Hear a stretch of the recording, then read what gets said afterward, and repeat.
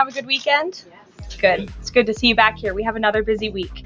On a scheduling note, tomorrow, President Trump will travel to the great state of Florida to attend the opening of a new illegal alien detention center located at Dade Collier Training and Transition Airport alongside Secretary Kristi Noem, Governor Ron DeSantis, Congressman Byron Donalds, and other state and local leaders. We hope to see many of you there.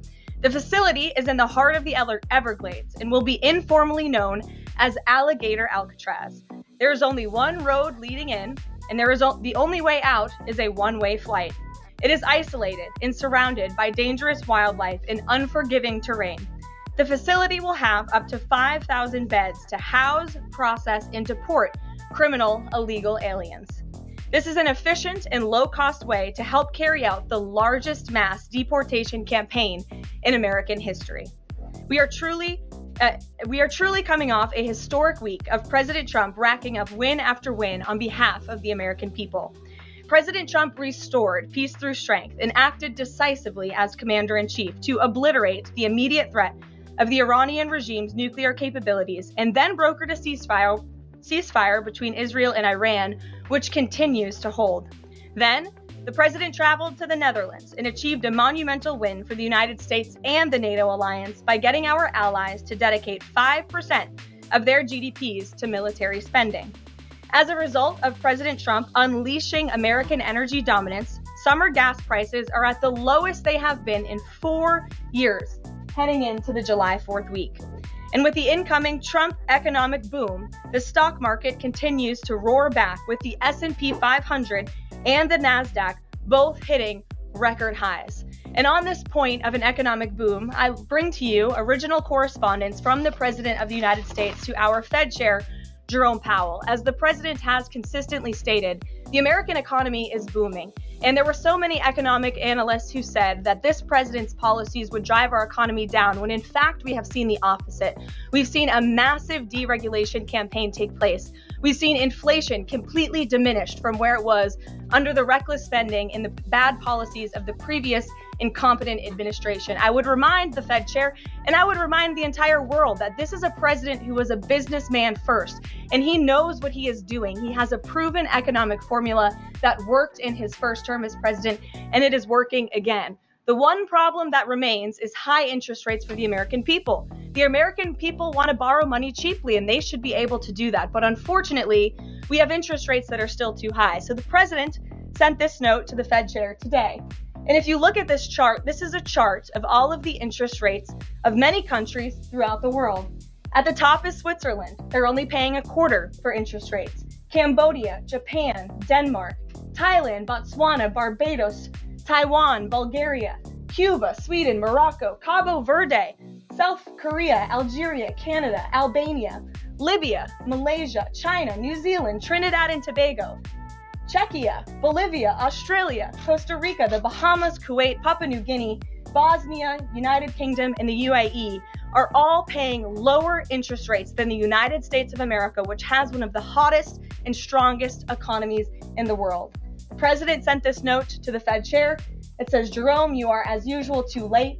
You have cost the USA a fortune and continue to do so. You should lower the rate by a lot. Hundreds of billions of dollars are being lost, and there is no inflation. And the president is right. There is historically low inflation thanks to his policies. And we will continue to drive down the cost of living in this country for Americans. We will continue to deregulate. And it's also incredibly important that we pass this one big, beautiful bill, which is the largest tax cuts in American history. And that's why the White House and the president himself have been in touch with lawmakers all weekend long to get this bill passed. And they are working very hard to do so. It remains a top priority for the president. And this bill has exposed the clear differences between Republicans and Democrats in 2025. The Democrats are doubling down on craziness and radical policies that are undermining the very fabric of our country. Just look at the Democrat nominee for New York City Mayor, Zohran Mamdani. He's a Democrat socialist, really a communist, who proudly calls to defund the police, peddles anti-Semitism, praises pro-Hamas groups, wants Israel abolished, and believes wealthy Americans should not exist. Those are his words, just as recent as this weekend. Meanwhile, under President Trump's leadership, Republicans are fighting tirelessly for everyday middle-class working Americans who re-elected this president. And we're carrying out a revolution of common sense. And all of that is packed into this one big, beautiful bill. It delivers the largest middle and working class tax cuts in U.S. history. It keeps America safe by funding the largest ever one-time investment in border security. It's enough to reverse the Biden border invasion. And every single Democrat is against that, against securing our border and deporting millions of criminal illegal aliens. The One Big Beautiful Bill also strengthens and protects Medicaid benefits, despite what Democrats are saying, for eligible American citizens who rely on it, like pregnant women, children, seniors, and people with disabilities, by eliminating waste, fraud, and abuse that threaten to destroy this program that was intended for the most vulnerable in our society. And every single Democrat in Congress is against rooting out that waste, fraud, and abuse and blocking the 1.4 million illegal aliens who are currently improperly receiving these benefits that should be going to American tax-paying citizens. The Democrats in Congress are more concerned with defending illegal aliens than they are hardworking Americans. And the Big Beautiful Bill also revitalizes our military and enhances our defense capabilities, protects our country from emerging new threats by funding a cutting-edge missile defense system called the Golden Dome. And as we all know, the One Big Beautiful Bill makes the Trump tax cuts permanent. The White House and the president are adamant that this bill is passed and that this bill makes its way to his desk. Republicans need to stay tough and unified during the home stretch, and we are counting on them to get the job done. So with that, we will take up questions. John Fredericks is in our new media seat today. John, thanks for being here. We'll kick it to you. Thank you, Karoline. Let's get to the One Big Beautiful Bill first. It Sure. appears now you're going to get at least 50 votes in the Senate. There'll be some amendments. What is the president's confidence level in getting 218 votes in the House by the end of this week in order for him to sign it on Friday? Well, look, we are very well aware, the president is very well aware, that this bill needs to not only pass out of the Senate, but it needs to go back to the House. And we need the full weight of the Republican conference to get behind this bill. And we expect them to, and we are confident that they will.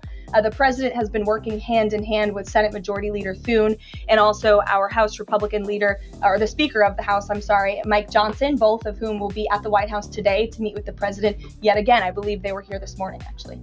I have one follow-up. Sure. You outlined Jerome Powell and the note that the president just sent to him. There are many who believe that Powell has been politicized in a lot of different ways.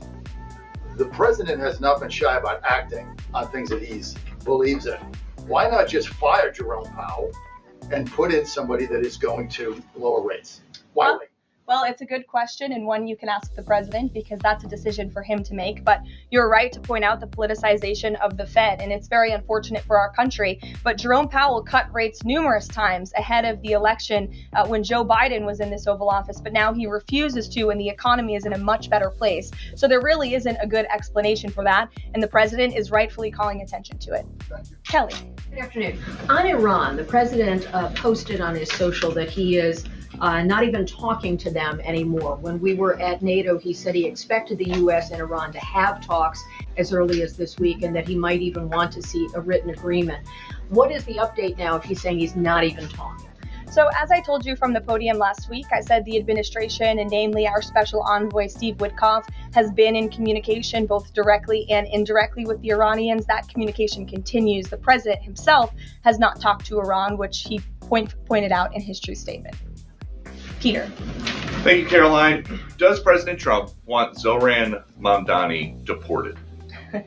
I haven't heard him say that. I haven't heard him call for that. But certainly he does not want this individual to be elected. I was just speaking to him about it and his radical policies that will completely crush New York City, which is obviously a city that the president holds near and dear to his heart. There's this Congressman, Andy Ogles. He wants the Attorney General Bondi to explore denaturalization proceedings because he thinks Mamdani could have misrepresented or concealed material support for terrorism based on rap lyrics he wrote in 2017. Does President Trump think this is a worthwhile use of the Attorney General's time? Well, I'll let the president speak to that. I have not seen those claims, but surely if they are true, it's something that should be investigated. And could President Trump see himself, you said you just talked to him about this, could he see himself working with a mayor, Mamdani, somebody who, on Meet the Press this weekend, was given 3 chances to condemn the phrase globalize the intifada, but he couldn't. Yeah, look, the president is always willing to work with everyone. He's working with Democrats across the country, Democrat governors, and he said he'll work with people on the far left. He works with Republicans. He works with people in the middle. He wants to do what's right for America, but surely someone who holds these values and is quite literally a communist and condemns every value that makes this country great. Common sense, law and order, low taxes, working hard, and earning your keep in this country.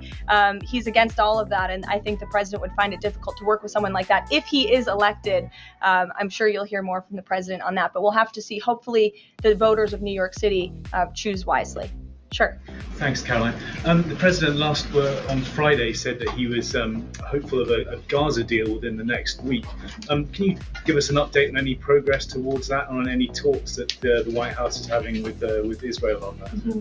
Sure. Well, I know that Mr. Dermer is in Washington this week to meet with senior officials here at the White House. I also know that this administration is in constant communication with Israeli leadership, and the president himself speaks frequently, as you know, to Prime Minister Netanyahu. But this has been a priority for the president since he took office, to end this brutal war in Gaza. It is because of this president that humanitarian aid is being brought into the region.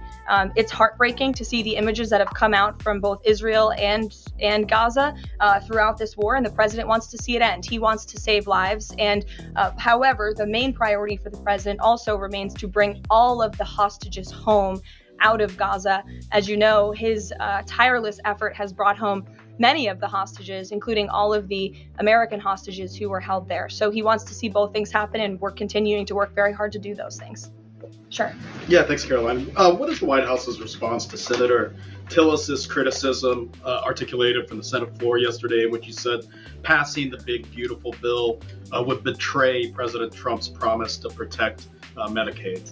Well, he is just wrong. And the president and the vast majority of Republicans who are supportive of this legislation are right.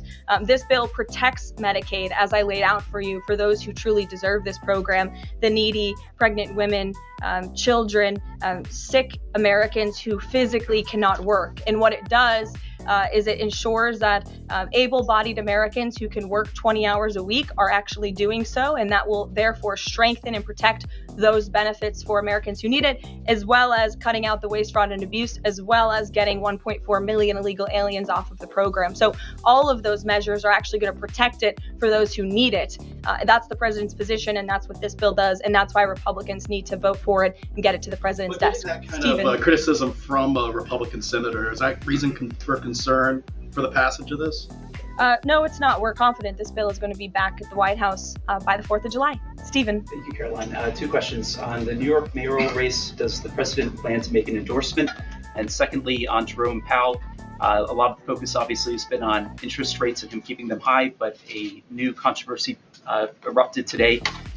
My colleague first reported that he's facing Chairman Jerome Powell is facing accusations of lying to Congress, which is a potential crime, about luxurious details of the Fed's $2.5 billion renovation project.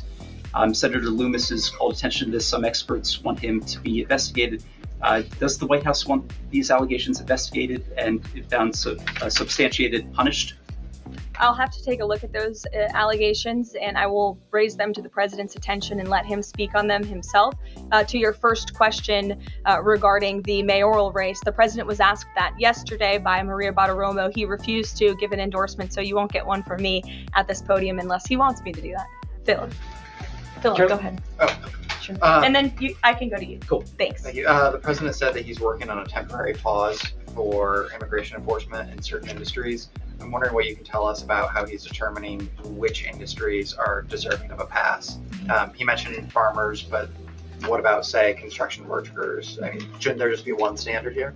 I don't have any more details to read out for you, but what I can tell you is that the White House is working closely every day with the Department of Agriculture as well as the Department of Homeland Security when it comes to workforce enforcement, work site enforcement, and the president's focus and the focus of this administration is, of course, to remove public safety threats from the streets and to deport as many of the illegal criminals, especially the violent criminals that we know are still here because of the previous administration. So that's the main priority and the goal. And then the president has already made cuts to the office of the Director of National Intelligence, but now Senator Tom Cotton has put forward a bill that would cut the office by another 60%. What's the president's reaction to that legislation, and is this something that he would support, those additional cuts? I don't know if the president's even aware of that legislation, but I will get you a response if he is aware and if he wants to respond to it. Go ahead.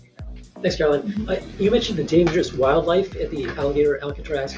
Is that a design feature? Why is the president going with this mega bill in such a precarious position in the Senate? And then also, can you talk about the CBO estimate that it would add about 11 million uninsured? Well, look, when you have illegal murderers and rapists and heinous criminals in a detention facility surrounded by alligators, yes, I do think that's a deterrent for them to try to escape. We do know that some of these illegal criminals have escaped from other detention facilities, like one in New Jersey, which I know was recently reported on. So, of course, we want to keep the American people safe, and we want to remove these public safety threats from our streets, and we want to effectively detain them as best as we can. As for why the president is going, I think his trip to this detention facility actually underscores the need to pass the One Big Beautiful Bill, because we need more detention facilities across the country. The last administration let in nearly 20 million illegal people from all over the world, and this administration is focused on arresting and detaining them. But in comparison to that 20 million illegal criminal population in our country, we only have 7,000 ICE agents in the interior who are doing this very important work. And so we obviously need more personnel, we need more resources, and that's why we need to pass the One Big Beautiful Bill. On the CBOs. Go ahead. Yes, in the pink. Oh, thank you. You're welcome. Can you please share some details of China trade deal? Has the U.S. agreed to ease some technology export restrictions?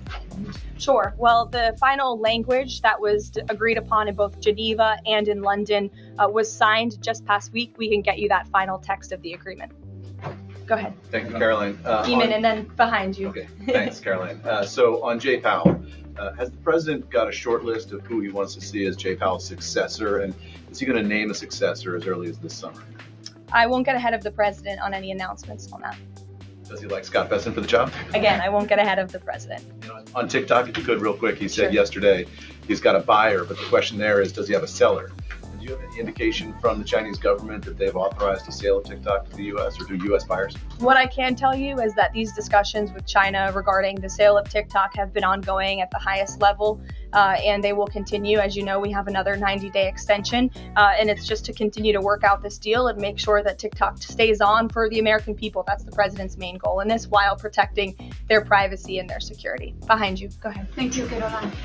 The president has been calling for a deal in Gaza for 2 days and many posts. Who is blocking the deal? And one other thing, when he posted on Netanyahu's trial, also he said it interferes with the negotiations on Iran and on Gaza. What did he mean by that? I'm sorry, to your second question? When he posted about the Israeli Prime Minister trial, Yes. He said it interferes with the negotiations on Gaza and on Iran. What did he mean by that? It interferes because it physically and logistically was interfering. The prime minister was slated to go to court last week when he's in the middle of negotiating a peace deal and bringing hostages out of a war-torn region. And so the president was simply, I think, emphasizing his empathy that he has for Bibi Netanyahu and seeing him go what he's going through with his own judicial system in the state of Israel. Clearly, the president knows that very well. He, too, was a victim of a judicial system that was trying to put him in jail. As you all know, you all covered it, but President Trump prevailed. That's why he's back in the Oval Office, and he believes that Bibi Netanyahu is a great leader for the people of Israel. The president just worked with him closely to end that 12-day war and to obliterate Iran's nuclear facility, to take out that imminent threat, not just to the state of Israel, but also to the United States of America and the rest of the world. And he believes that Prime Minister Netanyahu should be praised for that. Go ahead. Caroline, on the mega bill and the amendment that would limit Medicaid expansion under the Affordable Care Act, does the president want that amendment to pass? The president wants this bill to pass. Meredith. Hey, thanks, Caroline. On trade, we have this looming July 9th deadline coming up. We heard the Treasury Secretary say that he expects to wrap up these trade deals by Labor Day, but when President Trump was asked yesterday about any extensions by July 9th, he said, I think that would be necessary. So is the president ruling out any extensions on trade for any nations, even if they're negotiating in good faith? Well, you heard from him directly. He said he did not think that it would be necessary. He is going to set the rates for many of these countries if they don't come to the table to negotiate in good faith. And he is meeting with his trade team this week to do that. Mary. Thanks, Caroline. I just watched a CNN segment on a new app called Ice Block, and it kind of appeared to be promoting this app where you can tell people where ICE agents are. Given the recent rise, An app that tells people where ICE agents are? Yes. And given the rise, I believe 500% increase in assaults on ICE agents, I wanted to see if you could comment on that and why CNN would be promoting such an app. Well, it's a very good question. I'll have to go back and watch the clip myself, but surely it sounds like this would be an incitement of further violence against our ICE officers. As you know, as you stated, there's been a 500% increase in violence against ICE agents, law enforcement officers across the country who are just simply trying to do their jobs and remove public safety threats from our communities. And that's something we as Americans, including journalists at CNN who live in many of these cities where illegal aliens are hiding and were let in from the previous administration, should be very grateful for. So we haven't seen the clip. We'll take a look at it, but certainly it's unacceptable that a major network would promote such an app that is encouraging violence against law enforcement officers who are trying to keep our country safe. Caroline. Shelby. I just wanted to get a clarification on the Senator Rick Scott's amendment. It sounds like the president is agnostic about whether it's attached. Is that accurate? Look, I'm not going to get into the details of the discussions that are ongoing right now. But the president wants these senators to come to a conclusion, to get this bill back to the White House as soon as possible and make sure that it's a piece of legislation that can make its way back through the House as well. So obviously there's some ping-ponging between both sides of Capitol Hill right now, but that's why Senator Thune and Speaker Johnson are working with the president in lockstep every step of the way. In the back, News Nation, go ahead. Thanks, Caroline. The president did And then announce. in front of you, yes. In front of, Sure, I'll take both of you. the president did announce last week that the trade deal with India is closed and this could happen anytime soon. Are there any roadblocks as of now? Are there any updates on that? And how does the president see this about China's role or its influence in the Indo-Pacific region? Sure, yes. The president said that last week, and it remains true. I actually just spoke to our Secretary of Commerce about it.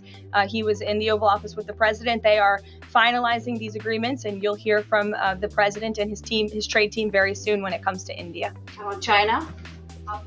Counter China on that front? Yes, I mean, look, India remains a very strategic ally in the Asia Pacific, and the president has a very good relationship with Prime Minister Modi, as you know, and he will continue to have that.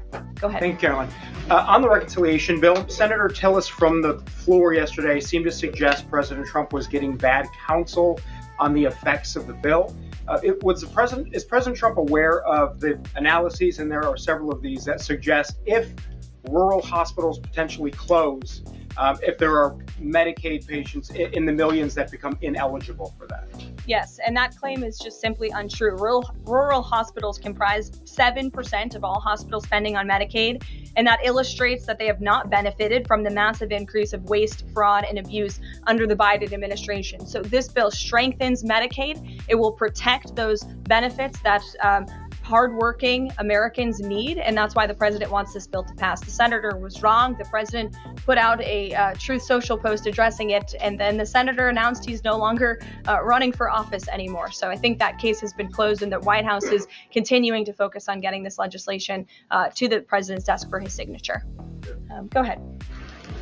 Yes, you. Yeah, thank you so much. Well, you and then you. There's confusion here. A question on Syria. Go ahead. Has the Syrian government get back to you that they are ready to join the Abraham Accord? Is there any discussion with the Syrian and Israeli government for having a security agreement? Is the first question. And the second question, what's the end goal for talking with the Iranian? Is that only focused on the nuclear program, or they're willing to speak about the other issues like the proxy groups and ballistic missiles, or even trade with Iran?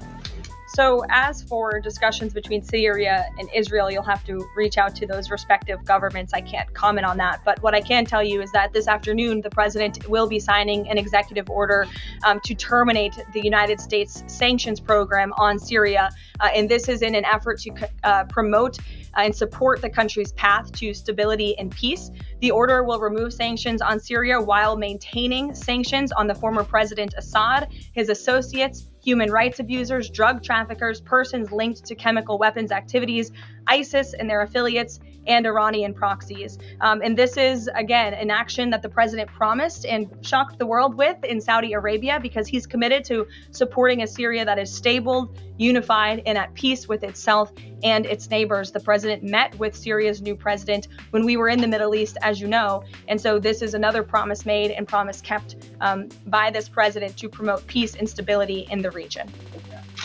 Go ahead, Karoline. Questions on two topics, if you don't mind. Sure. I will start with NTD here. First, on Canada. Canada says it's now dropping its digital services tax on American tech companies days after President Trump says he's halting all trade talks with Canada. First, what's the president's reaction to this? Can you tell us more about his call with Prime Minister Carney over the weekend? How did he get Carney to drop it? And also, what's the impact on American tech companies given this latest progress, as the president says he has been fighting for American tech companies? It's very simple. Prime Minister Carney in Canada caved to President Trump in the United States of America. And President Trump knows how to negotiate, and he knows that he is governing the best country and the best economy in this world, on this planet. And every country on the planet needs to have good trade relationships with the United States. And it was a mistake for Canada to vow to implement that tax that would have hurt our tech companies here in the United States. The president made his position quite clear to the Prime Minister, and the Prime Minister called the president last night to let the president know that he would be dropping that tax, which is a big victory for our tech companies and our American workers here at home. And on Harvard, if you don't mind, the administration today formally accused Harvard of violating civil rights laws by not doing enough to fight anti-Semitism.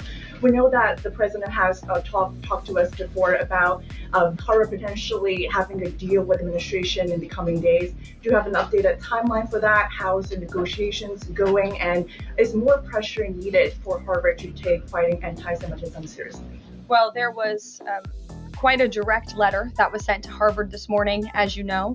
The negotiations are taking place behind closed doors, so I won't comment on that. But what I will share with all of you, for those who haven't seen it, is the context of this letter, because I think it's very important. And this comes from the Department of Health and Human Services, which concluded after a thorough investigation that Harvard University is in a violent violation of Title VI of the Civil Rights Act, which prohibits discrimination on the basis of race, color, and national origin. And if you read some of the content of the investigation and what they found, the majority of Jewish students reportedly experienced negative bias or discrimination on their campus, while a quarter of Jewish students at Harvard felt physically unsafe. Jewish and Israeli students were assaulted and spit on. They hid their kippahs for fear of being harassed and concealed their Jewish identity from classmates for fear of ostracization. Images were widely circulated amongst the Harvard community that trafficked in obvious anti-Semitic tropes, including one that showed a dollar sign inside of a Star of David, and the campus was vandalized with anti-Semitic stickers, including one that showed the Israeli flag with a swastika. The Harvard campus was racked by demonstrations, as you all know, violent protests that violated the university's rules of conduct. The demonstrations called for genocide and murder, denied Jewish and Israeli students access to campus spaces. These are all facts that Harvard cannot dispute, and that's why the administration has found them in violation of Title VI and has threatened to withhold their federal funding, because if you break federal law, you should not be receiving federal tax dollars. And so I rest my case on Harvard. Andrea. Yeah, so President Macron of France earlier today said that tariffs levied by powerful countries are often a form of blackmail, and criticized the sort of process that's underway. He didn't mention the United States specifically, but said that these tariffs are really hurting developing countries. So there's this big UN conference going on. What do you say to that? What is the president, was he aware of that comment, and did he have any response? I think the president and the White House would certainly reject that characterization by Prime Minister Macron. Tariffs are an effective use of presidential power to bring back the middle class, to bring back our manufacturing industry, which was the backbone of our American economy and has been hollowed out by globalist politicians who have caved to foreign countries instead of doing what's right for American workers. That's why the president is effectively utilizing his authority to wage tariffs and to utilize tariffs, and continues to be in discussions and negotiations on trade to do what's right for America. And Europe and the rest of the world might not be used to that, but President Trump is back in town, and he's going to do what's right for our people and our country. Can I just follow up on Netanyahu? So there's a report in Israeli media that the Prime Minister will actually be here, that Netanyahu will be here today meeting with the President. Can you confirm that? I don't believe Prime Minister Netanyahu is here today. I think you guys would know about that by now. Unless there's something going on I don't know about, but I don't believe he is. I do know he has expressed interest in coming to Washington and meeting with the President, and we are working on a date for that. I do not believe it is today, but that would be fun. You never know in this White House, let's be honest. Go ahead. Thanks, Karoline. Does the president support this new measure in the big, beautiful bill that would impose steep new taxes on new wind and solar projects? I believe you're referring to the credits for wind and solar projects. And we're talking about the new tax. There's a new tax that it's estimated would add 10 to 20% to the cost of any new wind and solar projects that start after this year. Again, I don't want to comment on the specifics of provisions, but I'm sure the president will speak on that directly. Again, this is an ongoing process. The president continues to be very much engaged with the leadership in both the Senate and the House to get this bill back to his desk. Did the president ask for that provision? Because the National Building Trades Union is saying that it's the equivalent of terminating more than 1,000 Keystone XL pipeline projects. Is that something that would concern him? Well, the president spoke on this yesterday in his interview, and he said he understands that legislators want to protect jobs in their communities and in their districts. And so he understands why some of them are against this provision, but he also understands why people want the provision. So again, this is an ongoing deliberation and discussion, and the president is engaged in this very much. Go ahead. Thanks, Caroline. We've been hearing from White House officials for weeks that you're close on trade deals with a number of countries. Can we get any update on which countries will have deals by the 9th and when there may be any announcements? I'll let the president and the trade team speak on it. Can you respond to the CBO estimate that the Senate bill would increase the deficit by nearly $3.3 trillion? This is one of the most fiscally conservative pieces of legislation that has ever made its way through Capitol Hill. There's $2 trillion in mandatory savings in this bill. And not only that, the projected growth that this bill will bring to our economy. It will be an economic boom. The Council of Economic Advisors has an analysis that shows that the bill will generate $4.1 trillion in economic growth, and it will cut taxes, putting more money back into the American people's pockets. That's why this president wants this bill to pass, and I know he's busy working the phones and doing what he needs to do today to make it happen. So we'll see you all later. Thank you. We'll see you in Florida tomorrow. Thank you.